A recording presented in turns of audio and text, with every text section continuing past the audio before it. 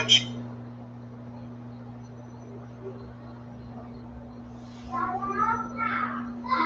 right, Shalom Israel. Yes, sir. This is Priest and Officer Matt Kwayak of the Israelite School of Universal Practical Knowledge out in Trinidad, right? The Israelite School of Universal Practical Knowledge, which started out of 1 West 125th Street, Harlem, New York, under Commanding General Yahanna, right? We teach that the so-called blacks, Hispanics, and Native Indians, North, Central, and South America, they are the true Jews. They are the Hebrew Israelites of the Bible. You understand? And we have laws, commandments, and statutes that our nation, that we as a people need to follow, that our nation will thrive and grow on. All right? Before we go into the class, of course, we're going to do this. Most times that they might say at the beginning of the classes, right? It's just let brothers and sisters who might not be tuning in understand that there are classes almost every day of the week. I'm going to say almost every day of the week. That will be excepting on Thursdays, right? On Mondays, we will have the history class with Professor Mokakobal. There you can come and learn the history of who you are as a people. You understand? The history of what your nation went through. The history of these other nations, how they treat your people, your forefathers. You understand?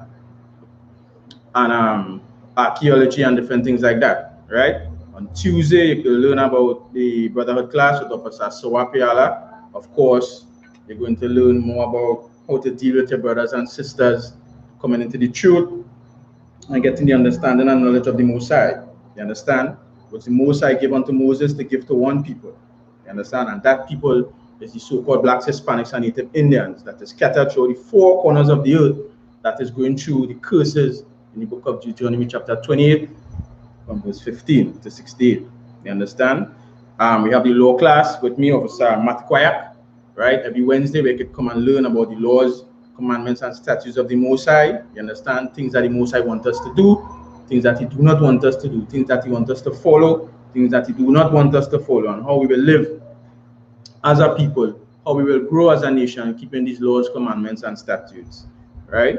On Thursdays, we'll be streaming classes, right, from headquarters, right? So we'll be doing that Thursdays from different time to time, right? On Fridays, we have the Lashawan Kodash, the Hebrew tongue, the holy tongue, you understand? With Professor Yakad, of course, in the I.S.U.P.K, brothers, we teach, read, and write the Hebrew, the ancient Hebrew, you understand? So you can come and learn that also. On Saturdays, we have the Sabbath service, right? I give it to Officer Yakad, and you will see various brothers changing in who will be reading, you know, from time to time, right? And of course, we have the scripture breakdown class with our camp leader, Officer Galawan, right? Where you could come and ask all your questions on the Bible, get your questions answered. You understand? Also, we have the Black Watch with Commanding General YAHANNA. That is something that our people, blacks, Hispanics, and Native Indians, should tune into. So you'll get the latest in what's happening in the world today.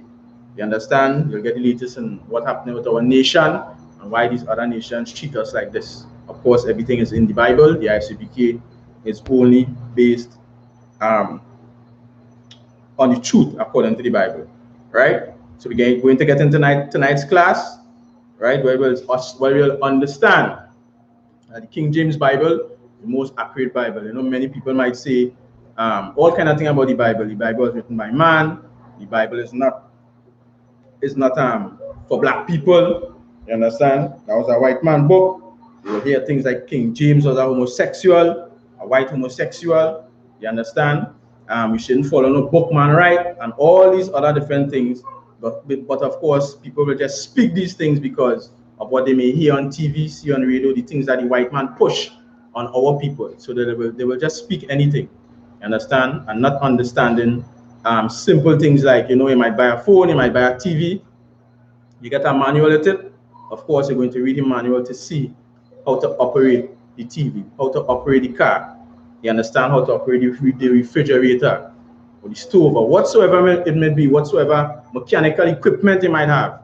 You understand what I'm saying? You have a manual, and that manual is to show you how to operate it. You understand? Of course, a neighbor will come and just operate it just so and expect everything to go right. Of course, it ain't going to be so. And of course, the Bible is the black man's manual for blacks, Hispanics, and Native Indians, so that you will see how to run your nation, how to govern yourself, how to deal with brothers and sisters, how the earth is supposed to be run by righteous rulers. You understand? And of course, the people that are supposed to be ruling the earth is you so-called black man, Hispanic man, and Native Indian man. You understand? But your oppressor, give me the book of Judith chapter 5 and verse 20. Right? We will start it because, of course, your oppressor do not want you to know. You understand? That you have a power. And once you obey your power, you will be above all these other nations. You understand? They don't want you to do that. They don't want you to know your God. They don't want you to know why you are the bottom in this society. You understand? These other nations, they don't want you to know that. But of course, they know why you are the bottom. You understand? And they will strive and try their best to keep you at the bottom. But again, the I.S.U.P.K is out here in the street corners teaching brothers and sisters who they are, which is most important. You knowing who you are. You understand? Not calling yourself African, or half Chinese, or half Syrian, or whatsoever the case might be. You understand? Knowing who you are is very important in these times. You are the true Jews, the Hebrew Israelites of this Bible, and your forefathers left these records. You understand? So that you will know what happened before, what happening now, and what is to come. You understand? With your nation, with your people. The things that you need to follow, the things that you need to obey. You understand? Give me the officer Shah, Judith chapter 5 and verse 20. Judith chapter 5 and verse 20. Now, therefore, my Lord and Governor. You understand? And this says a heathen, right? A heathen is speaking to his, I'll use this term, his supervisor, or his king. You understand? And he's going to tell him something very important that we should take into consideration. And before I get into that, you understand? Judith 5 and 20 reading right from, right? Okay. All right, go ahead. Take it on me top. Salakia. Judith chapter 5 and verse 20. Now, therefore, my Lord and Governor, if there be any error against this people. You understand? So he is telling his king, his superior, if there be any error, you understand? Because, of course, at that time, they wanted to overtake Israel. They wanted to overtake the nation of Israel. You understand? So he is telling his king, I know how, when you go up high any passage, what we need to do in order to get them, in order to take them from the position that they're in. You understand? And he's saying, if there be any error found in these people, if there be any error found in blacks, Hispanics, and Native Indians, if there be any error found in the brothers and sisters that is in the ghettos, you understand? In Silots and in Mova, Lavantil, and Library, and all these different areas, Second Caledonia, if there be any error found in these people, go ahead. And they sin against their power. And they do what? And they sin against their power. And they sin against their power. They sin against their God. You understand? And what is sin? Sin is the transgression of the laws. The laws that the Most High gave to Moses to teach the children of Israel, to teach blacks, Hispanics, and Native Indians. You understand? If there be any error in these people, read it from right there, Baba Kosha. If there be any error against this people. You understand? If there be any error against blacks, Hispanics, and Native Indian, if we could make them error, go ahead. And they sin against their power. And they sin against their God. They go against what he gave for them to follow. They go against his laws, commandments, and statutes. Go ahead. Let us consider. Let us what? Let us consider. Let us what? Let us consider. So he's saying, let us consider. Think about it. If we get them to sin against the power, if we get them to go against the God, if we get them to eat pork, crab, shrimp, and lobster, if we get them to commit adultery, if we get them to celebrate the holidays of the land that man made, Christmas, Easter, Pagwa, Diwali, and all these man-made holidays, let us consider that. Let us consider if we get them to celebrate Christmas. You understand? Let me consider if you get them to start smoking weed. Go ahead. That this shall be their ruin. That this shall what? That this shall be their ruin. That this shall what? That this shall be their ruin. That this is going to be the ruin of blacks, Hispanics, and Native Indians. Give me Psalms chapter 83, verse 1, Baba Kusha. You understand? So this heathen is telling his king, you understand, his superior, this is how we're going to overtake them. This is how we're going to rule over blacks, Hispanics, and Native Indians. And this is what these other nations know. But you so-called black man, Hispanic man, and Native Indian man, we look to them for help. We look to them to find a way out of the condition that we're in. You understand? While they know, if you sin against your power, if you go contrary to what's written in this Bible, that is going to be your ruin. You understand? So when you're hearing people saying things like King James was a white homosexual, of course King James was a black man. You understand? From the tribe of Judah. And these things they could learn, of course, in the history class on Mondays with Officer Makakobal. You understand? These things they could learn there. But when you hear people saying things like King James was a white homosexual, you understand? That Bible was written by man. You will know that these other nations have done a good work. And when I say they have done a good work, they have considered what will be the ruin of the blacks, Hispanics, and Native Indian man and make it come to pass. Make it happen. You understand? Because we walking around thinking that this book is not for us. When this book have everything belonging to blacks, Hispanics, and Native Indians in it. Of course, you're going to know the role of these other nations. You understand? And how they had a hand in destroying you, so-called black man, Hispanic man, and Native Indian man. How they had a hand in you going against laws of your power, of your God. And we're going to read it here. Remember to say, if we get them to sin against the power, this is what's going to be the ruin. Give me the book of Psalms chapter 83 and verse 1, Baba Kusha. Psalm chapter 83 and verse 1. Keep not thou silence, O Most High. What? Keep not thou silence, O Most High. You understand? So David is saying, don't be silent, O Lord. Go ahead. Hold not thy peace, and be not still, O Most High. And he's saying, don't hold your peace. Don't be still. You understand? Go ahead. Verse 2. For lo. For what? For lo. So he's saying, because look. For lo, look. Look what happening to blacks, Hispanics, and Native Indians. Look what the enemy is doing. Look what your enemy is doing. So he's saying, for lo. Go ahead. Thy enemies make a tumult. Thy enemies make a tumult. You understand? So he's saying, look, thine enemies, your enemies, they make a tumult, a gathering. Go ahead. And they that hate thee have lifted up the head. And they that what? And they that hate thee have lifted up the head. And he's saying, look, them that hate you, they lifted up their head, they became proud, they become proud. Go ahead.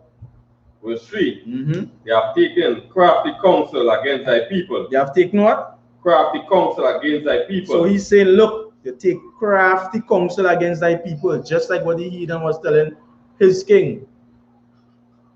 Let me consider what is going to be the ruin if we get them to sin against the God. You understand? And now you're seeing where they have taken crafty counsel against your people. You understand? Examples of crafty counsel will be telling you that King James was a white homosexual. So now you don't want to have no part of what's going on in that book. When that book have laws, commandments, and statutes to govern this nation, govern this earth. You understand? When you're supposed to know that you are the true Jews, you are the ruling body of this earth. You're supposed to be ruling this earth, the same position that the Edomites have right now, the so-called white man. That is the position you're supposed to have, so-called black man. You understand? Blacks, Hispanics, and Native Indians. You're supposed to be ruling this earth. Go ahead. Verse 4.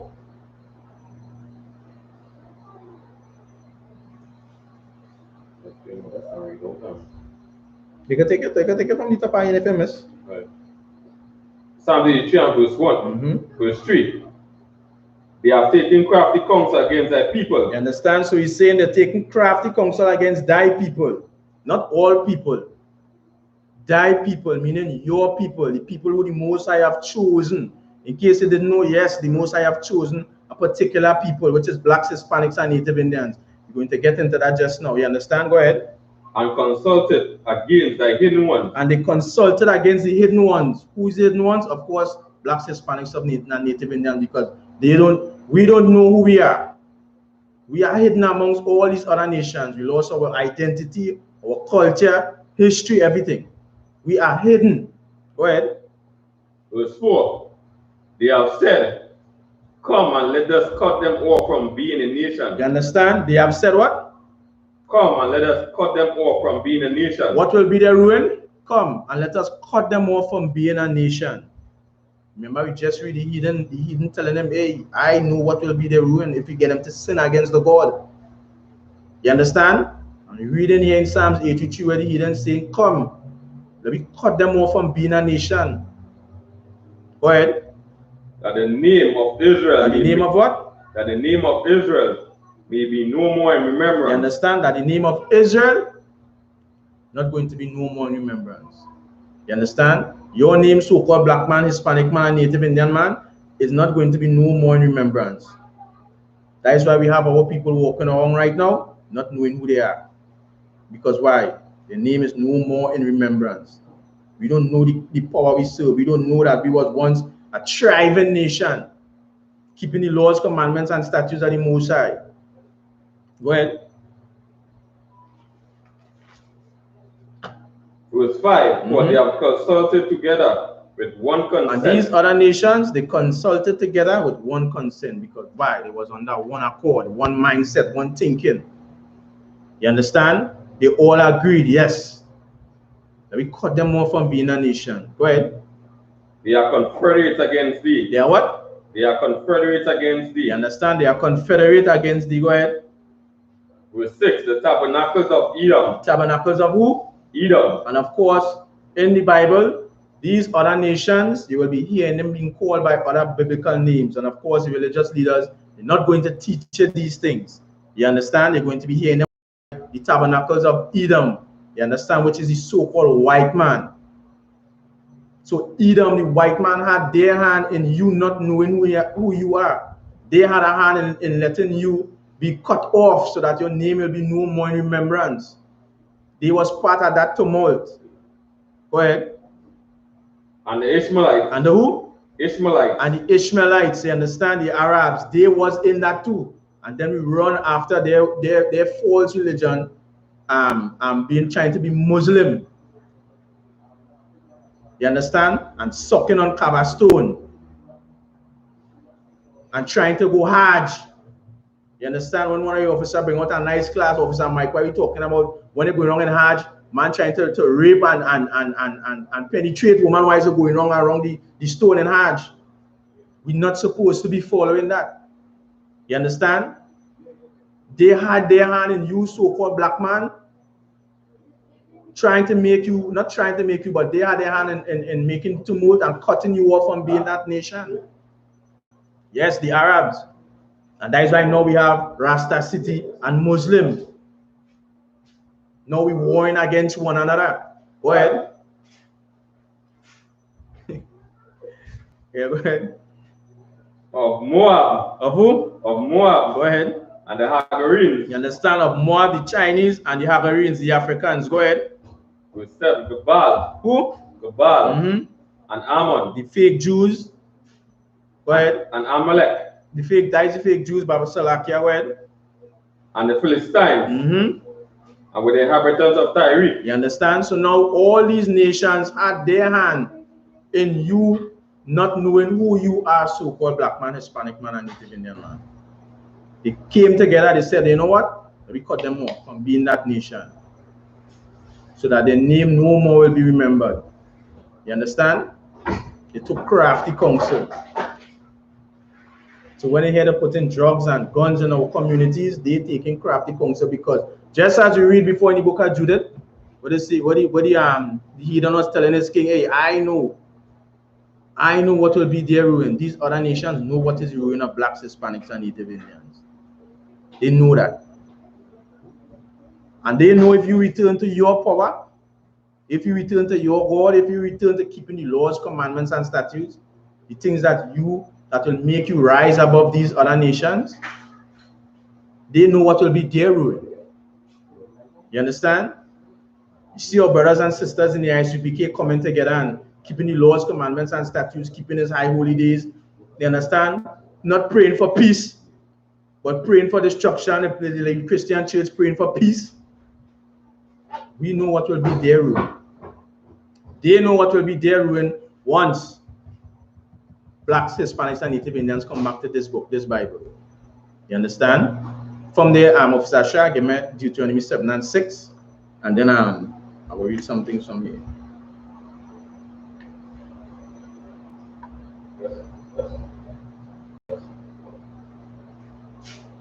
Deuteronomy chapter 7 and verse 6. Go ahead. For thou art an holy people. And the thou speaking about here is you so-called black man, Hispanic man, and Native Indian man. The Lord is letting you know you are a holy people. Holy meaning separate. So above all these other nations, above all these people, so-called black man, Hispanic man, and Native Indian man, you are a holy people. The Lord is letting you know you are separate people. Go ahead. The Lord thy power had chosen thee to be a special people. You understand? The Lord, your God, has chosen you to be a special people unto himself. The Lord wants you to himself. You understand? Go ahead. Above all the people that are upon the face of the earth. So above all the people on the face of the earth, the Most High chose you to be his special people and give you laws, commandments, and statutes. Give you the wisdom, you understand, on how to run this planet. Give you the wisdom on how to govern this earth, how to run a nation, how to deal with your people. You understand? And these other nations, they know that. But once they could get you to sin against your God, and of course we know sin is the transgression of the law, they know that is going to be your ruin, so-called black man, Hispanic man, and Native Indian man. And if you look back at the history of drugs in Trinidad, you understand, you're going to understand it wasn't the blacks, Hispanics, and Native Indians that brought it in. We all know who brought it in. You understand? If you go back and look in history, you're going to know who bring it in. But they know that is going to be your ruin, so-called black man, Hispanic man, and Native Indian man. You understand? Now we're going to get into a little reading so that we could understand the authentic reading or the authentic version of the Bible. And of course, the King James Version Bible is the most accurate, the most authentic version that it have outside there. You understand? Again, so-called black man, Hispanic man, and Native Indian man, that is your history book. That is for you. This is your records that your forefathers left for you to understand how to build a nation, for you to understand how to live with your brothers and sisters. You understand? So we're going to read from pre-reformed translations, right? The Bible in English, right? All right, so we're going to do some reading here. So pre-Reformation translation, the language of England before the Norman conquest of 1066 is variously known as Old English or Anglo-Saxon. To the untrained eye, it does not look very much like English. So the opening line of the Lord's Prayer, Our Father which art in heaven, in the King James Version, as translated into the American dialect of Old English, which is spoken in the English Midlands, as, now we're going to see how it's written here, right? I don't know if you will see it on the screen, right? But when I watch it here, it's like it's saying, Father, Ure, Pu, Pe, In, Ue, Funum, Irad. You understand? I don't know if you could see it, but that's how the letters shape different, right? This looks impossible to read because of the archaic letters. But once it is understood and then the share letter looking like a vowel here, right? Like A. So the share, once it is understood that letter is the vowel sound in H-A-T, P is the T-H sound in tin, and the letter looking like a D here is the TH sound in with. The words become recognizable. So people who was learned at that time, will be able to read that and understand, but to the common man, they wouldn't be able to understand that. You understand? There was no complete translation of the Bible into Old English. So of course, in the Old English, at that time, there was no complete translation of the Bible. You understand? But parts of the Bible were translated for specific purposes. So now they had parts of the Bible that was used for specific purpose. You understand? Specific purpose meaning like you have an agenda, something you want to push, something you want to control. You understand? Sermons delivered in parish churches, for example, quoted passages of scripture, but as the only available Bibles were in Latin, preachers had to translate these passages into Old English. You understand? So the preachers at that time, the pastors at that time, they had to try their best to translate it into Old English. You understand? In the early 8th century, the Venerable Bede translated in the final days of his life the Gospel of John into Old English. So he translated the Gospel of John into Old English. You understand? It is a happy coincidence that the man who first tried to translate the Bible into English was the same person who tried to create the idea of English people, but this translation has been lost. You understand? So that time when you were trying to translate the Bible so English people could read it, it ended up getting lost. You understand? Had it survived, it would have been honored as the first translation of the book of the Bible into English. You understand? And as the earliest substantial piece of English prose, the earliest surviving English translation is attributed to King Alfred the Great, who ruled Wessex in the late 9th century. He translated or commissioned translations of Psalms 1 to 50 and the 4 Gospels into the West Saxon dialect. You understand, as you was reading before, was looking very strange, right? And translated Exodus 20 and 3 in the introductory section of his laws. At that time, certain parts of the Bible, that king translated certain versions of the Bible back to the West Saxon dialect, right? So you're seeing what's going on here. So they're trying to translate it into English, we're trying to put it back into the West Saxon dialect at that time, right? After the Norman Conquest, I think was when the French invaded England, if I'm correct, right? Just now, let me just take a brief check on it to make sure. Wait a little bit because this machine very, very slow, right? This laptop very, very slow.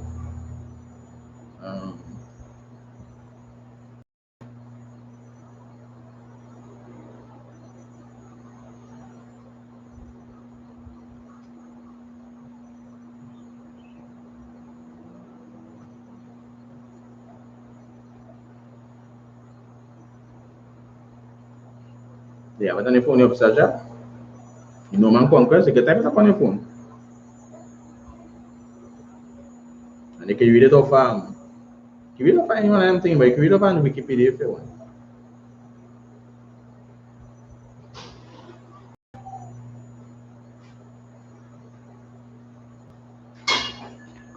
Right. You understand, right? Mm-hmm. The Norman Conquest, right, was in the 11th century, right?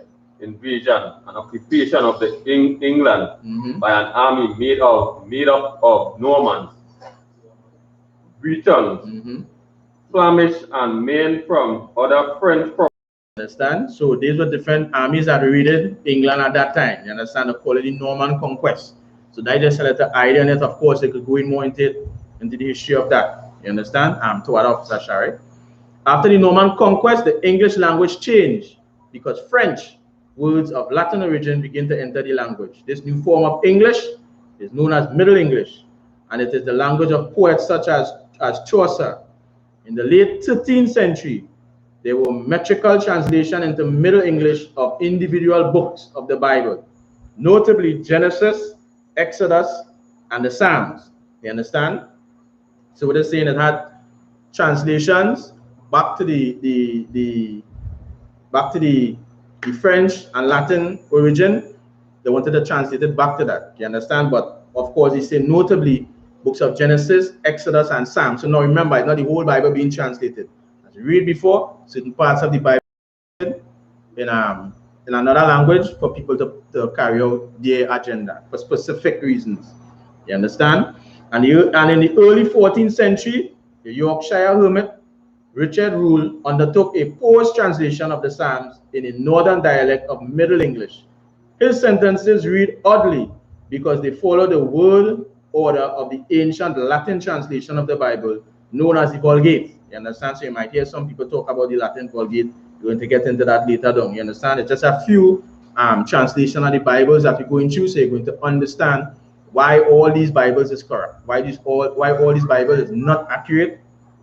Understand? And King James Version is the most accurate to the Hebrew and Greek text. You understand? Right? So his translation of the Bible, his sentences read oddly because they follow the word order of the ancient Latin translation of the Bible. Right? Compare, for example, the Latin of the Vulgate with Rudolph's translation. Right?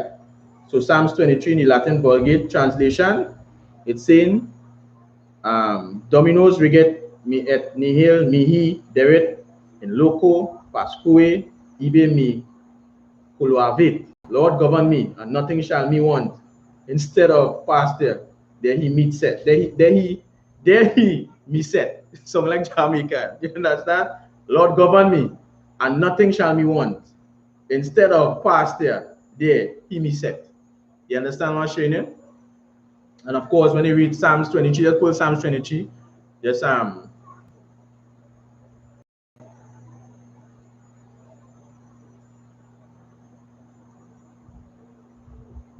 think I do it. Psalms 23, verse 1. The Lord is my shepherd, I shall not want. And so it's saying here, Lord govern me, and nothing me shall want. So you see in the translation. You understand? That's why they say it was oddly translated. Go ahead. Verse 2. He maketh me to lie down in green pastures. Now you say, instead of pasture, he me set. You understand what I'm showing you? So you're seeing how that's off. That giving you a total different understanding of what's going on there. You understand? So you can stop there for now. We're going to continue reading here, right? The question of the extent to which translation should follow the word order of the original text was disdained to perplex translators for generations to come. You understand? Yes, now we're going again.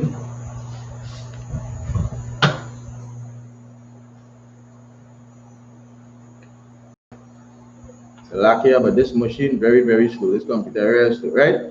So now we're going to just giving you trying to get an understanding of the Bible translating from that text to the English. You understand? So now we have the Tyndale Bible, because of course some people might talk about the Tyndale Bible as well, right? So now we have the Tyndale Bible. William Tyndale is rightly known as the father of the English Bible. The Dutch scholar, so everybody wants to be father and founder of the English Bible. You understand? William Tyndale is rightly known as the father of the English Bible. The Dutch scholar Erasmus produced an edition of the Greek New Testament, which he published in 1516, together with his translation into Latin, which was the international language of Europe. Tyndale, who was an excellent linguist, he knew Greek, Latin, Hebrew, German, Spanish, and French, decided to translate Erasmus' Greek text into English. He resolved in the teeth of bitter opposition to defy the Pope and all his laws. You understand? So the Pope now coming up with all his laws, two of them end up into a dogfight. You understand? And proclaimed ringingly that if God spare my life, so he's saying that to the Pope, if God spare my life, many years, I will cause a boy that driveth a plow shall know more of the scripture than thou dost. So he telling the Pope now, if no error in happening in my life, if nothing bad or nothing wrong in happen, the man who plow in the field, I'm going to make him know more scriptures than you. That we telling the Pope. You understand? Now, of course, the Pope going to take that as a threat. You understand what I'm saying? So we're going again. On being refused permission to print, so now he started to refuse permission to print his version, his translation of the New Testament. We talk about the Old here. You understand? On being refused permission to print his New Testament in English, Tyndale left for Germany, where his Lutheran sympathies made him welcome in Reformation circles. In 1525, he began to print the New Testament in the Catholic city of Cologne. But when the printing house was raided by the authorities, you understand, because of course the Pope is saying, no one take that nice. You understand? So now the printing house raided by the authorities that be, Tyndale fled. All the remains of the historic Cologne printing is a single copy of the first 22 chapters of Matthew's Gospel, now in the British Library. You understand? So now you're seeing the fall of that. You understand? Tyndale sought refuge in Worms. There's a place, right? A place in, I forget what's the name of the place. But it's like a city, you understand? Where there was a strong Lutheran presence. A strong Lutheran presence meaning a strong Catholic presence. And in 1526, published his New Testament, unlike the Cologne fragment. It had no prologue, no notes, and no attribution to Tyndale. So he had a copy of some of the books of the New Testament, and it had no author, no printer, no nothing. You understand? Saying, well, it come from here, or it come from there, or this is why it was published, or whatever the case might be. You understand? It was a pocket-sized book that was quickly smuggled into England, where it was sold cheaply. By October, the book had been banned as a pestiferous and most pernicious poison. You understand? Hold on 1 minute. Pestiferous, meaning dangerous to society. So what it's saying is that Bible that he translates, right, is dangerous to society and carrying a propaganda or propaganda effect on the people. You understand?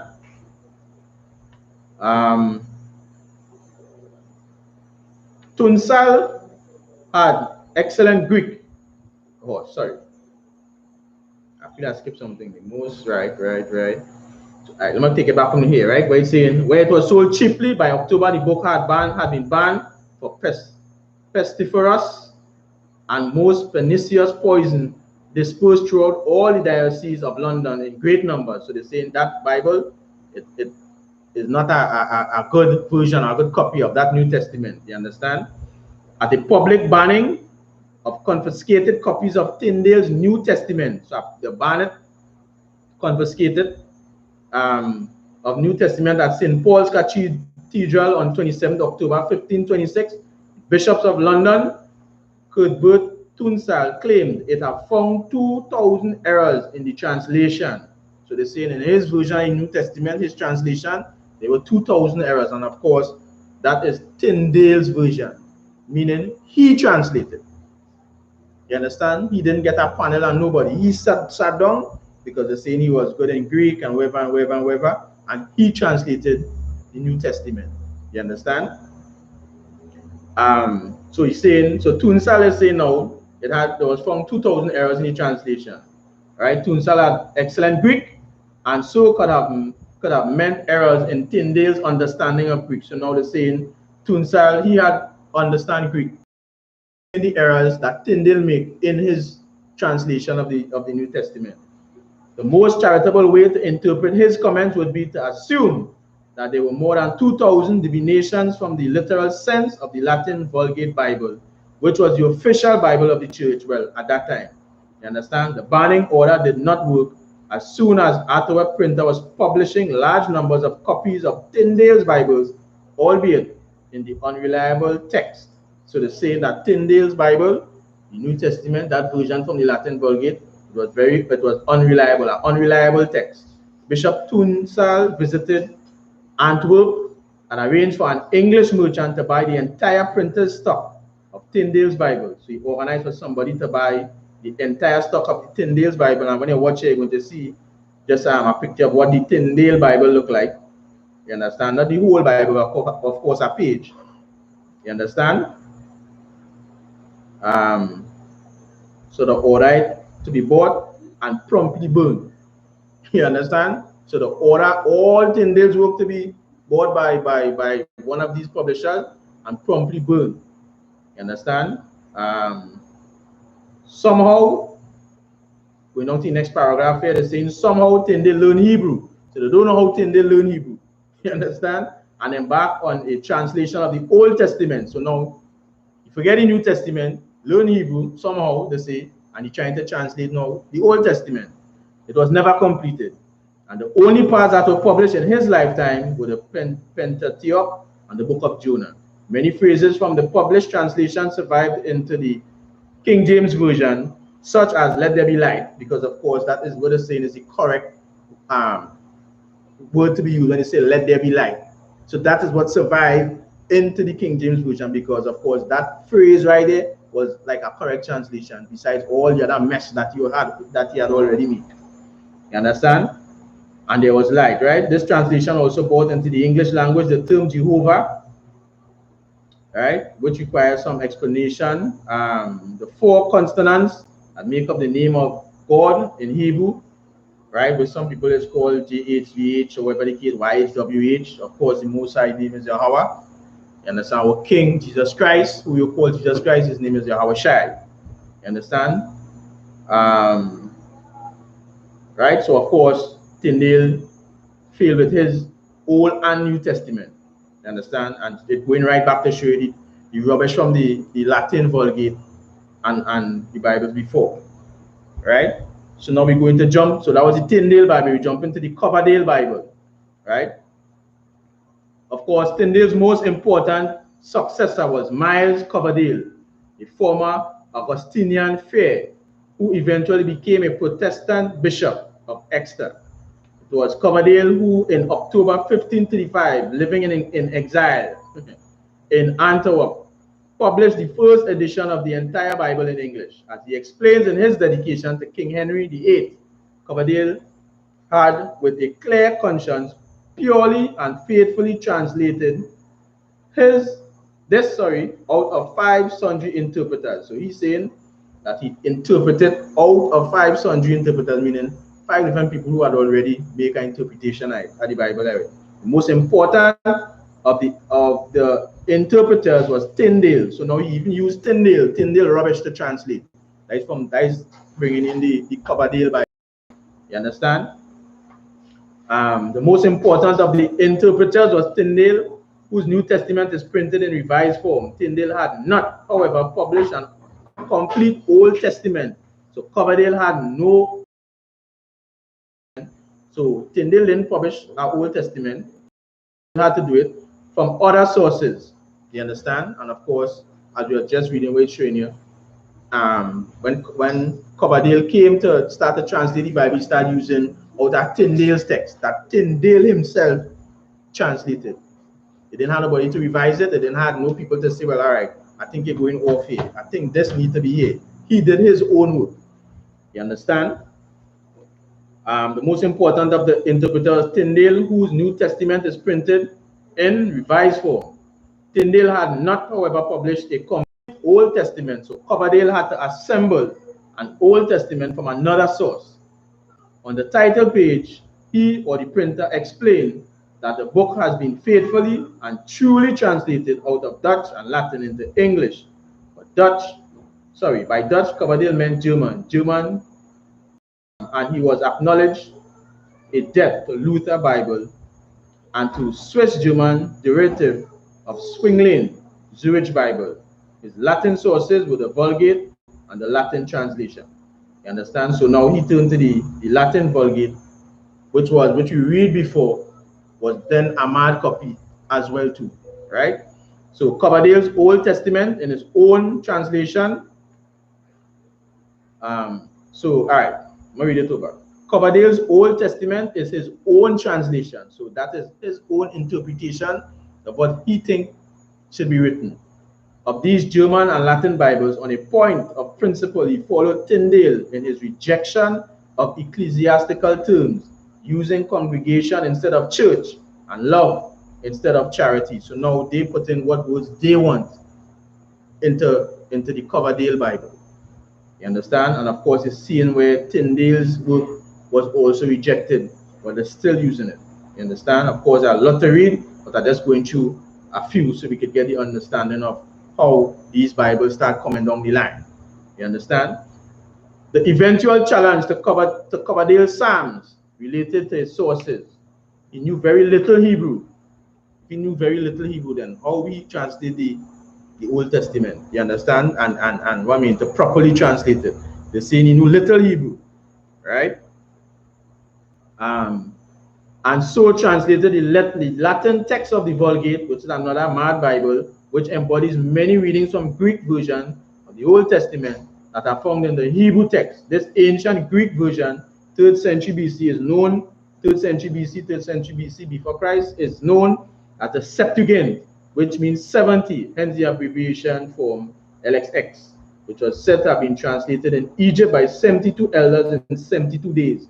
So it took 72 elders in 72 days to translate the Septuagint, right? But I think it did say a little higher how much days Coverdale took or how long he took, which was a very shorter time to translate the Bible, to translate the Coverdale Bible. You understand? So that's letting you know so far that all these Bibles is total rubbish. You understand? The next one coming up on the list is the Matthew Bible, right? In 1537, the publisher John Rogers, who was eventually to be burnt alive for his Protestant faith, produced the first authorized English Bible, right? The Pentateuch and the New Testament with Tyndale and Rogers also used Tyndale's unpublished translation of the Old Testament, because from Joshua to 2nd Chronicles, the rest of the Old Testament and the Apocrypha were taken from Coverdale's version, sorry.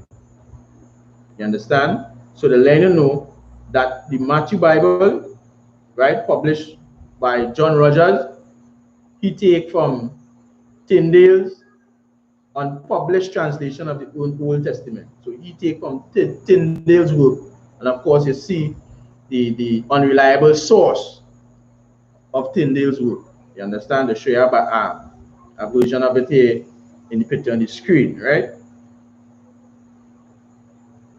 The Matthew Bible, like the Coverdale Bible, was dedicated to King Henry VIII. But there was a difference. Whereas the title page of Coverdale Bible was adorned with a picture of the King Henry VIII distributing Bibles, the title page of the Matthew Bible went a step further, declaring it to have been printed by the King's most gracious license. The timing was propitious, as a debate was already underway about the desirability of authorizing an English translation of the Bible. So now a debate starts and whether they should make an English version of the Bible, and that is between the Matthew Bible and the Coverdale Bible. So a debate started with that, right? As recently as 1530, Archbishop Warham had declared on behalf of the church that translation of the Bible into English could do no good, but could cause much harm. The English translation of the Bible continued to be burned. 4 years later, Thomas Granner, by now Archbishop of Canterbury, tried to force the bishop to work on a translation of the New Testament, as they either ignored the request or undertook the work grudgingly. So the saying grudgingly meaning that the work on it very slow. So now it's either they ignore it or the work on it too slow. Now the bishop wanted a better translation of it, because remember, as you read higher up, there was burning the Bibles, you understand? Then 4 years later, the Archbishop of Canterbury he tried to force bishops to work on a translation of the New Testament. Now remember, some working on new, some working on old, some using back old work from old Bibles, you understand? So it's just confusion coming up the line, right? The importation of 1,500 copies of the Matthew Bible in 1537 signaled a shift in the ecclesiastical opinion. Grammer wrote to Thomas Cromwell, sending by the same messenger a copy of the Matthew Bible. This comment on the translation was wholly positive. As for the translation, as far as I have read, I like it better than any other translation heretofore made. He was as it was. So he's saying he liked that translation. Speaking to the converted, Cromwell had the previous year embarked on a campaign to place an English Bible in every parish or church, but there was more than 8,000 parishes and only 1,500 Bibles. In any case, the Matthew Bibles were too small to have dignity requested for the church, so it was decided to commission a new version that was suitable for the church. So they're saying the requisite for the church, that Bible, is too small. So they're saying they had to commission a new Bible. So then that Bible had to be put out a commission. You understand what I'm saying? Then we come up now to the Great Bible. You understand? The task was entrusted to Miles Coverdale, who instead of revising his own Bible, undertook a version of the Matthew Bible. So now instead of he making his version, he started doing he undertook the version of the Matthew Bible. So now using a pattern from the Matthew Bible. As the finest press were in Paris rather than in London, it was decided to use the Paris printing house of Francis Regnault, who had supplied English service books since 1519. Coverdale moved to Paris to prepare the edition for the press. Printing began in May 1538, and in expectation of rapid publication, Thomas Cromwell ordered that a Bible of the largest volume in English to be distributed in every parish in England by Christmas 1538. So he's saying by May to December, he want this distributed massively. You understand? And he now undertook the Matthew Bible. So the rubbish from the Matthew Bible come back now and getting it print and want that push out. You understand? He spoke too soon because the enterprise began to unravel. There was opposition from the English ambassador of France, Stephen Gardiner, Bishop of Winchester, and from the Sorbonne. And by mid-December, most of the bound copies had been seized by Inquisition. The unbound pages had been sold to a haberdasher for the use of making hats. The English publishers rescued their staff and the type of unused paper and some printed sheets of the Old Testament, Genesis to Job, and the New Testament, Matthew to 1 Peter, and returned to London, where printing resumed. By April 1539, the print run of 3,000 copies were ready, but they were kept in storage because Cromwell was negotiating for the release of 2,500 copies confiscated by the Inquisition. In November, the Bible was published. You understand? So now they had some problems in Paris where they went to make copies. We'll go back to wait, say where they went back to just now. Hold on. Right, they went back to France to get copy, and they're saying some were held back, and then some was published. 2,500 copies was published. Right, so 2,500 copies was printed. In 1526, smuggled copies of Tyndale's New Testament had made it available in English to anyone who could secure a copy. 13 years later, the English king was distributing English Bibles to his subjects. So they're saying 13 years later, the king at that time, they're saying he portraying as he distributing Bibles to the people. You understand? The Reformation had been accompanied by a revolution, and that caused a revolution.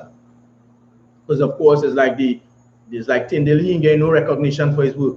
You understand? The Reformation had been accompanied by revolution, one in which a book had to be imprisoned in Latin, had become accessible to the everyday language of the English people. So they're saying that book that was imprisoned in Latin, that was only in Latin, everybody now had a copy of it, right? And became accessible by everyday language of the English people. The printer of the Great Bible was Edward Whitchurch and Richard Grafton, and often only one of their names appear on the title page. The name that stuck, however, was Whitchurch. So in the instruction of the translation of the King James Version, the KJV, the Great Bible is described as Whitchurch Bible. So they're saying the translators who do the translation for the King James, they're saying that the Great Bible, that is really the Whitchurch Bible. You understand? Of course, that have nothing to do with the King James Version. Right?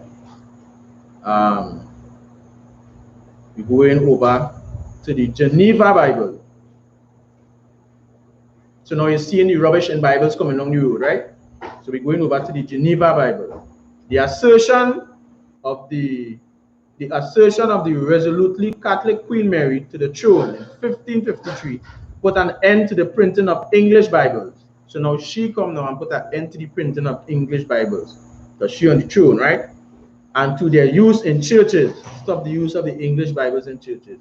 Protestants fled from the fiery persecution that she inaugurated with the judicial murder of John Rogers, the publisher of the Matthew Bible. You understand? So the publisher of publishing Matthew Bible, he was murdered. You understand? Fiery persecution. The churches can't use no English Bible because she ascended the throne. She had the power. She wanted to control what's going on. One of the Marian exiles, of course, she wanted to control what's going on with all these rubbish Bibles, right? One of the Marian exiles was William Whittingham, later Dean of Durham, who became a senior of the English Church in Geneva. On the accession of Queen Elizabeth, most of the congregation returned to England. Right, there's a picture of the Geneva Bible here. Right? And Calvin suggested Whittingham became a pastor of the Geneva Church. So they're saying he, under the Queen, could become a pastor of the Whittingham Church, as the pastoral responsibilities eased with the diminution of the congregation. And when they say diminution of the congregation, meaning the congregation started to dip because of, remember, the Queen come and ban all the English Bibles in the church. The congregation started to dip. He was able to devote himself to scholarship. He was the powerhouse of the Geneva Bible, translating the New Testament himself. Okay, translating the New Testament himself. You understand? Published 1557 and helping to coordinate the translation of the Psalms, 1559, and the Old Testament published with the Apocrypha. Of course, most Bibles, when they go to the stores and they buy Bibles, right? When you open the King James Version Bible, they don't have the Apocrypha. Of course, the Apocrypha is part of the King James Version Bible, but we're going to get into that as we go later on. You understand? So it's saying, published by the Apocrypha and the New Testament in 1560. The complete Bible was dedicated to Queen Elizabeth. So the Bible was dedicated to Queen Elizabeth. Remember, that is a Bible that Whittingham, he translated himself, and when he translated himself, he dedicated to the Queen, right? The Old Testament is largely based on the Great Bible. Again, the Old Testament is largely based on the Great Bible. That is the Bible we read again, and next rubbish Bible from before. Many of the changes reflect scholarly study of the Hebrew original and translations into the Greek and Latin. New Testament also uses the Great Bible, but Tyndale's phrasing is sometimes adopted, and attention is paid to the Latin translations by Theodore Beza, Calvin's successor in Geneva. You understand? So they're using the Great Bible, they're going back to using Tyndale's wordings. You understand? Because remember, he translated it for himself. You understand? So most of these men back in the day translating Bibles, trying to get the real interpretation of what the Most High gave to the children of Israel, of what the Most High gave to Moses, and tell them, hey, teach this to the children of Israel. But we're going to get into that as the class going on, or probably if time permits, we'll get it. So I guess we'll get it in the next class, of course. Where officers. And if like they're trying to you're trying to be outstanding and try to do it fast. Like you already go back to the same people and start. So if you just try to do that on your own, and there'll be more time. So you trying to see how fast you could pinpoint these things faster. Nice. To see where the mistake is, or if it's flowing out right. You see when you're reading when you're reading the Psalm 23, right, and things too. That is it. You're correct. You understand? And then to remember back in them times, as we were reading, even higher up, when I was talking about the Bible, certain passages that translate for the own agenda, for the own use, the own purpose. So now you coming up under the Queen, you get a privilege to translate. You translating fast because you are the Queen favor in whatever else you might have planned for your own sole purpose. You understand? The Queen saying she come, ascend the throne, she got an all English Bible. Of course, those Bible at that time were rubbish, because we've seen who used back phrases from this book, who tried to copy translation from this translation before. You understand what I'm saying? Okay. So now you're seeing it's just a ball and mess coming on you. Right? Okay, so we're going again. The Geneva Bible was intended for private study You understand? Most editions were printed in Roman type and published in small octavo editions that were easy to hold. All right.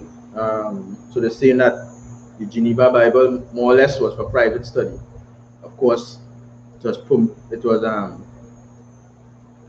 translated by one man, and that one man take copies from all the other Bibles that was confiscated, that was burned, that was said that it was wrongly translated, and all these different things. You understand?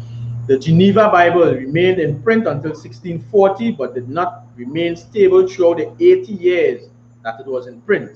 The Apocrypha was often omitted. The saying the Apocrypha, right, from the Geneva Bible. Of course, when they're coming down, you see now that at this time, the Geneva Bible, they try to include the Apocrypha, but they're saying that it was often omitted, that it was often not used, that it was regarded as something not valuable as being part of the Bible. You understand? And when we go down further, you're going to see where the King James Version Bible, it have the Apocrypha in it. And as I say that, let me check something here 1 minute before we go forward, right now, Professor Shah. Just give me 1 minute. Just want to pull up a little article on the Apocrypha. Give me 1 minute. Because I was the Apocrypha that is part of the King James Version Bible. Right? So many people are going into the Christian church today, have a King James Version Bible and they don't have Apocrypha in it. But the Christian pastor, they already done not teaching and nothing already from in the Bible. You understand? So you going into church with half of a Bible, but at the same time, you're supposed to have the Apocrypha in the Bible. You understand?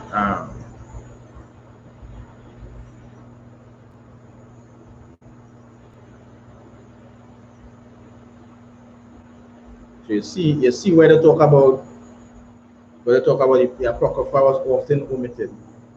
You understand? And of course, there's a lot to read, but when I was going through, they were saying too that the Apocrypha, to find the Apocrypha was hard to translate. You understand? In some of the readings here, right? Just now, I just looking for some the breast.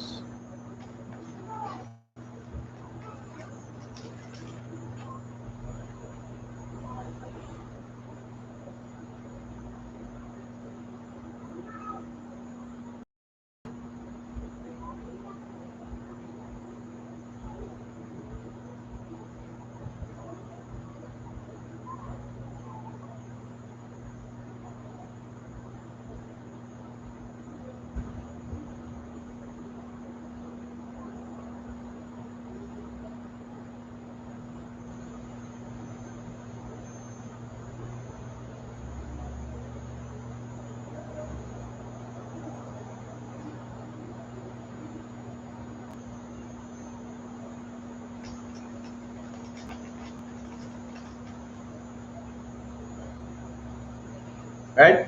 All right. So we will get back. We will get back to that in a little minute, right? So so far we understand that all the Bibles that was printed before, of course, these Bibles are garbage. You understand what I'm saying? All these Bibles before are garbage, and it's seen whereby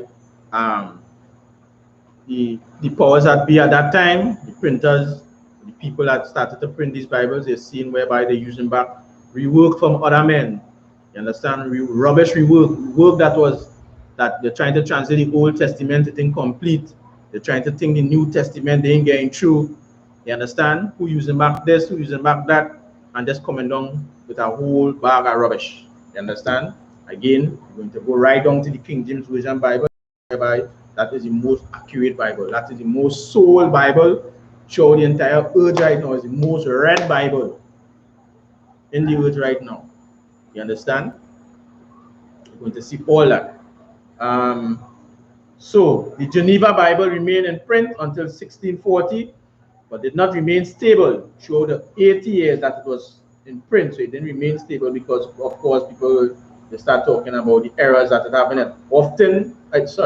The Apocrypha was often omitted, meaning it wasn't considered that valuable. It was often left out, and the texts and notes of Revelations right? So the Apocrypha and the text and the notes in Revelation. So that letting you know some of the text in the book of Revelation.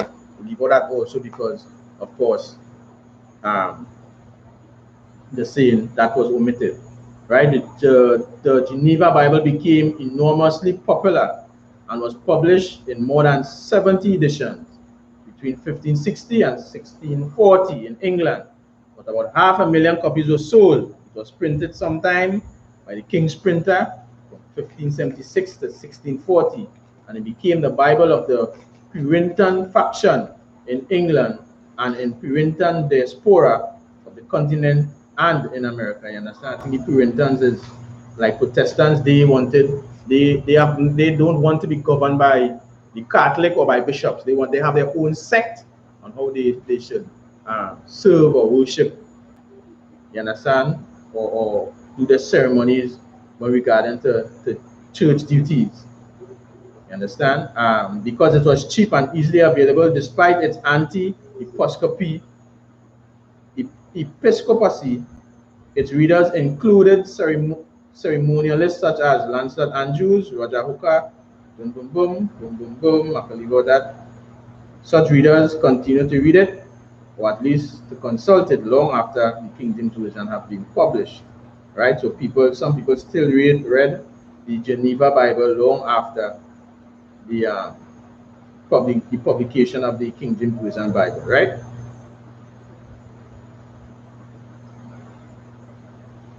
But of course, you see where the Geneva Bible was also taken from Tyndale and the other Bibles from before, but their work that was burnt and omitted and shown to be not translated accurately and stuff like that, right?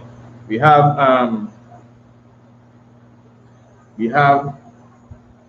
the boom, boom, boom, boom, boom. We have the Bishop's Bible, and after the Bishop's Bible, of course, we're going to get into the King James Bible. If the time permits, we're going to see the publication and the work that King James did in getting this Bible ready and published, right? The Bishop's Bible, the anti-episcopal notes from the Geneva Bible displeased the bishops. And in 1568, a revised version of the Great Bible was published. A second edition with more revisions was published 4 years later. So 4 years later, they did a next version, the Bishop's Bible. Coverdale's lively prefatory material was replaced by a solemn preface by Archbishop Thomas Cranmer. The large number of bishops on the revised committee led to it becoming, this is a picture of it, of course, right? Shows it becoming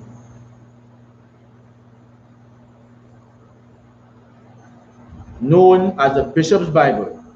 The Bishop's Bible is more notable for its dignity and its aspirations to majesty than for its clarity. So the saint was more notable for dignity and aspirations of majesty, meaning they had more the clarity of the scriptures. They didn't have that on point. You understand? The plain English of Tyndale and Coverdale elevated slightly to reflect the standing of the Bible as a holy book. So they're showing you whereby even in the Bishop's Bible, the use from Tyndale and also Coverdale, and they say it was slightly elevated, meaning it was slightly altered, slightly changed to reflect the standing as if it was a holy book. It was clearly the work of senior churchmen who had more pressing duties on their minds because it was authorized. Because it was authorized, and it became the Bible that was read in churches at home. However, readers prefer the good, demotic English of the Geneva's Bible. You understand? So now, showing you that the churchmen, they had more pressing issues, they authorized that version of the Bible, although it was taken again from Tyndale and Coverdale, right? So that all up on jump too far.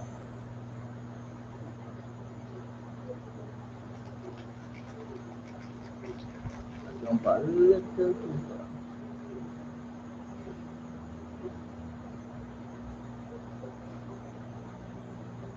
Right. 1609 as far as Job, and 1610 in both testaments, the translation from the Vulgate, the standing of which had been affirmed by the Council of Trent, though in the case of the New Testament, it is clear that the Greek was consulted. Much of the translation can be fluent and elegant, but sometimes dogma or literalism intrude. So in the Lord's Prayer, Matthew 16:11, our daily bread becomes super substantial bread. So they started putting dogma, you understand, meaning their own theory, their own belief into the scriptures. So they're saying in the Lord's Prayer in Matthew 16:11, our daily bread becomes super substantial bread. And in Philippians 2:7 to 8, in the King James Version, right? Jesus is said to have examined himself, of course, not in the King James Version, but the companion in King James Version, exonerated himself. Neither phrases trips off the tongue, because readability has been sacrificed on the altar of theological precision. The scholarly probity of the Douay-Rheims Bible meant that it had to be taken seriously by later translators, as indeed was its New Testament by the translators of the King James Version. Had the Old Testament been published sooner, it might have had a comparable influence. You understand? So the saying at that time, they had to take the Old Testament serious, because if the King James Version was out already, they could have showed the difference. They could have compared and share. This what I have here is not the right thing. You understand? It's not the right translation. Right? So now we're coming into the commission of the King James Version, the Hampton Court Conference.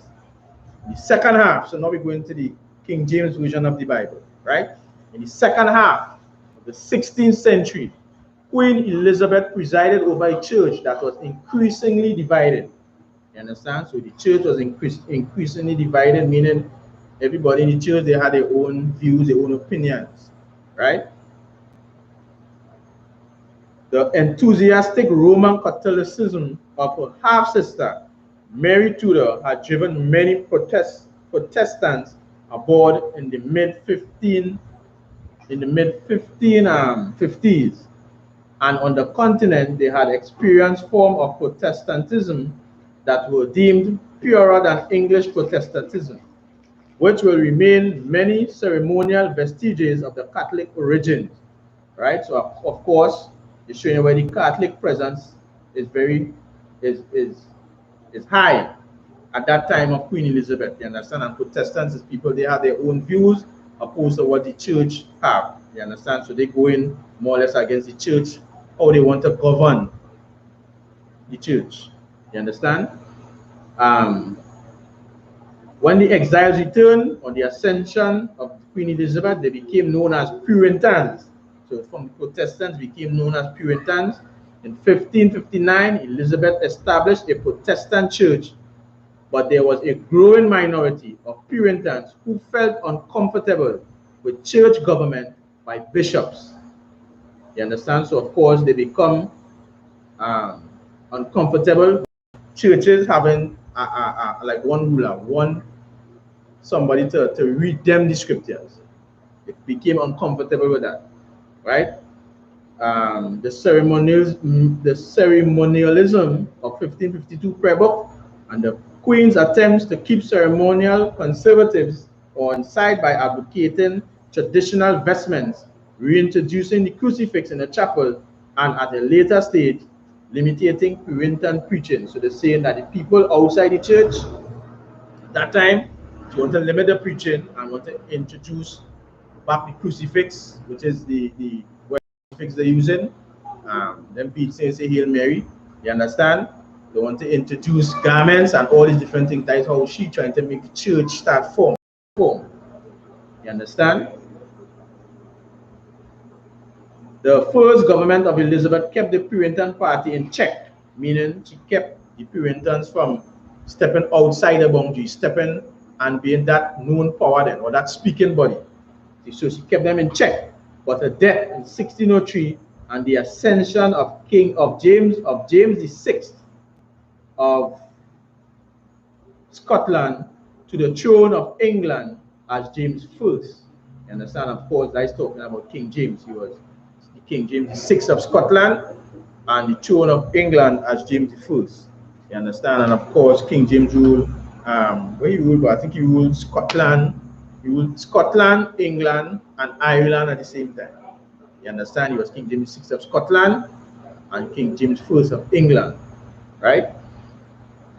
So they say in Scotland to the throne of England as James I afforded an opportunity to the Puritans, so the people that was against what Queen Elizabeth had at that time. He offered them an opportunity to present their views to the new monarch, meaning he gave them that opportunity to present their views to the new king. And when they say new monarch, talking about the new king. So now, what King James did is whatever problems they have, you understand? What he's saying is, what is all your views on the new king? You understand? What all they think, what they want to do. You understand? A petition said to have contained more than 1,000 signatures and also known as the millenary petition was drawn up and presented to the king. It centered on issues such as popish ceremonies. So now the issues they bring before the king are things like popish ceremonies, vestments is like clothing, the things they want to wear, the robe, the color, the type, you understand? Married clergy is like, I think, let me look it up again, but I think it's like, right? It's like people who married, if they could go into pastoral duties, right? I'm gonna look it up just to be sure.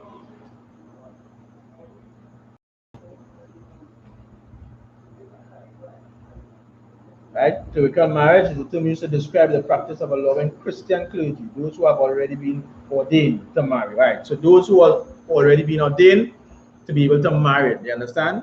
The requirements that clergy be educated and the grounding of doctrine in scripture rather than authority of the clergy. So they're saying they want them to be rooted the doctrine of scripture rather than authority, rather than power. You understand? And the tradition of the church. James loved theological debate. Like, you know, King James, he loved theological debate. And decided to convene a conference for which the agenda would be a millenary petition. So he said, all right, we will put it up on a debate. You understand?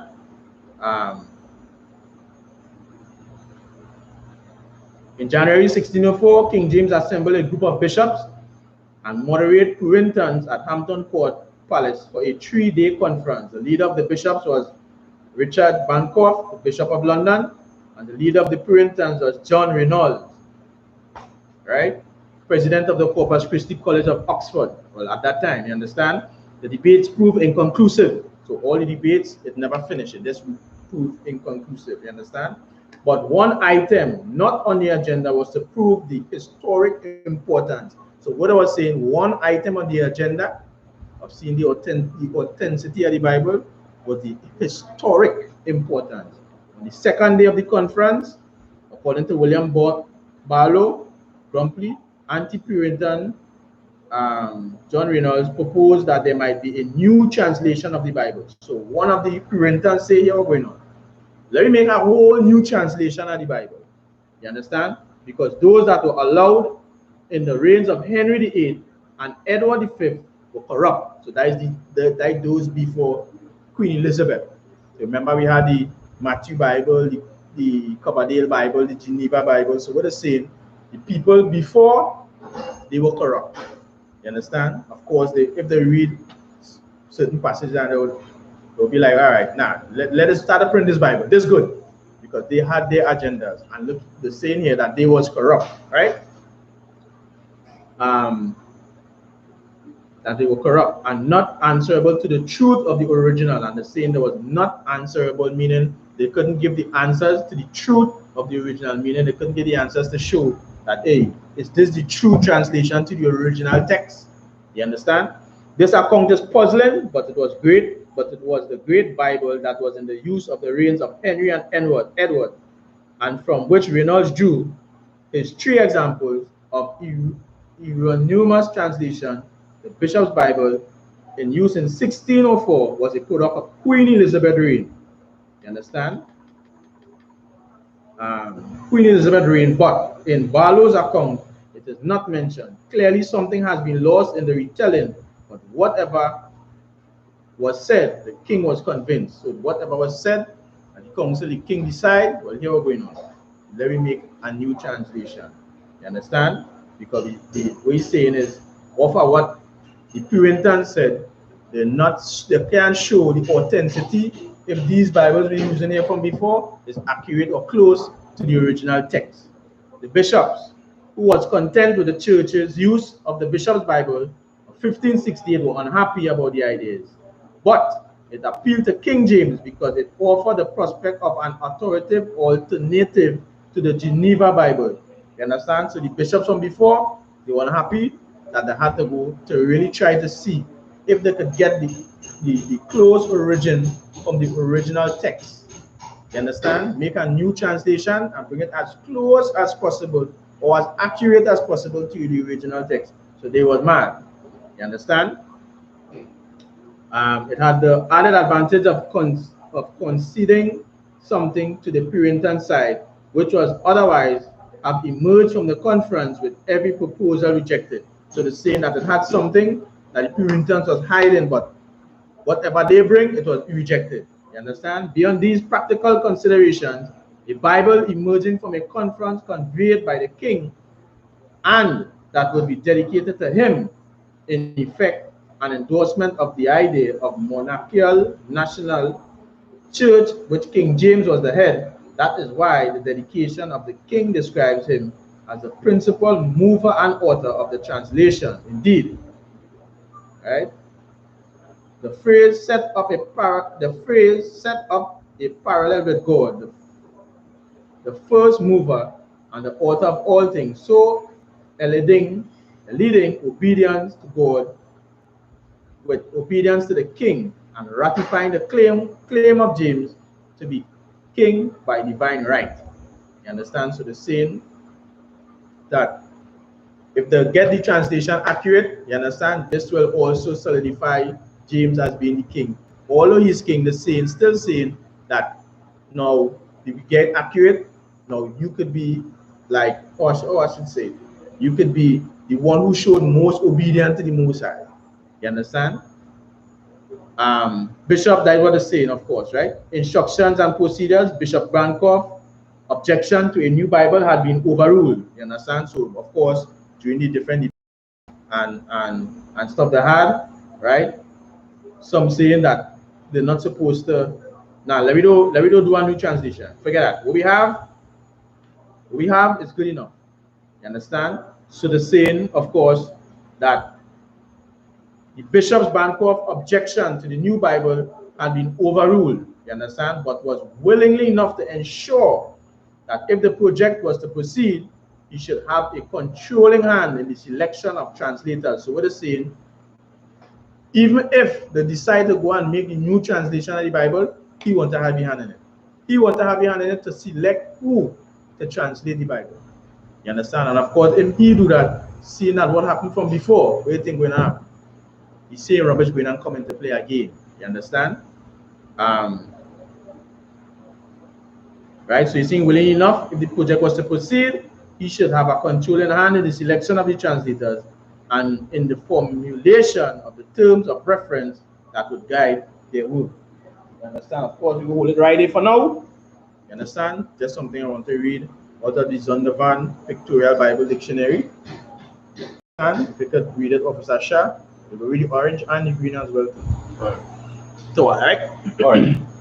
So, of course, we will stop with the reading day for now, but of course, in the next class, we're going to go deeper down into how King James came together in publishing the version of the King James Version Bible. But we're going to read something here from the Bible Pictorial Dictionary. Right? Go ahead, Officer Shah, when you have it. You're reading the green part and the orange part, right? The Zondervan Bible Compact Dictionary. Take your time and read it nice and slow. Right. The King James Version, when Elizabeth died in 1603. Right, so the same when Elizabeth died in 1603, that was the queen who had the throne at that time. Go ahead. The crown passed it to James the First. You understand? So the crown now passed to James the First. Of course, that is King James, right? Who was a black man. Go ahead. Who had been king of Scotland for 37 years. So he was king of Scotland for 37 years. and now he's king of England as James the First, right? Go ahead. As James VI. Where is he? Yeah. V1? Yeah. Six, right? Yeah.